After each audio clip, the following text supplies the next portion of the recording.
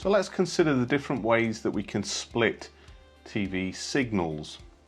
We're going to look at 3 different options here which would be applied in most domestic settings.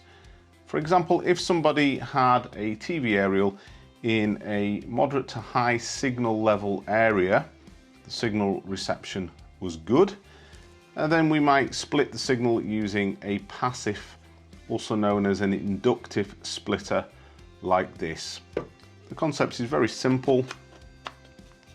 We have a little waterproof housing box here that is connected to a mast head via a tie wrap.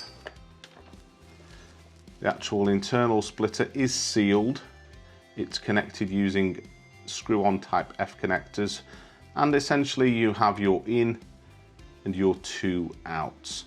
So that would be the in from the TV aerial supply and the 2 outs to the TV points.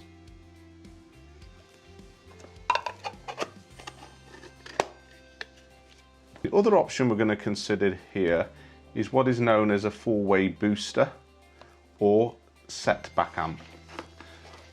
These types of amps are good when you need to split a signal, but you do not want to lose any of the signal level. Bear in mind that the inductive splitter, there is a estimated 5 dB insertion loss.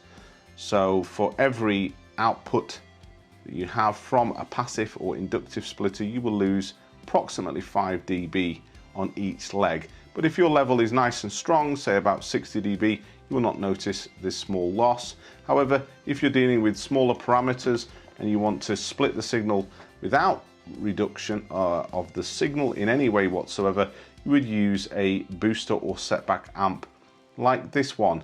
And again, this is very simple. It's plugged into a regular power supply. You have your UHF input at the side here, and we have 1, 2, 3, 4 outputs. Often these types of setback amps would be connected in a loft space where there was a power supply that could be utilized. Our third option that we're going to consider here is what's known as a master amplifier, or MHA in the trade. And these are 2-piece units. You again have a waterproof box here. Again, you have a place to thread through a tie wrap to affix to an aerial mast. The unit inside has, in this case it's a 2-way out, but you can get 4, 6 or 8 or even single units. But you have an input here, UHF, which is from your TV aerial head. That would connect in here via an F connector, direct feed.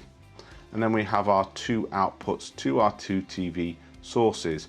You'll note here at the bottom of the unit it says power in 12 volt supply from any of the outputs. So you would use this unit on one of the TV points to send the power remotely to either one of these legs.